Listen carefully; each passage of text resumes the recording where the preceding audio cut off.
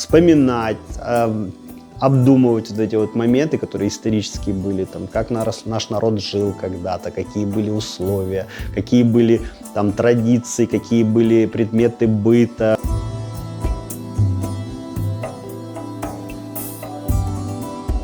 В целом образ получается такой старенькой, там, крымско-татарских улочек, домиков.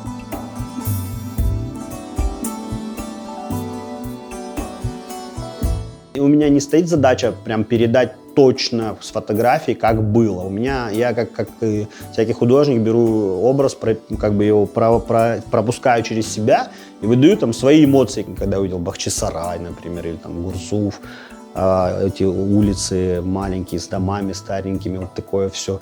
Оно покорило настолько. Мы, когда вернулись в Крым, я был поражен природой, красотой.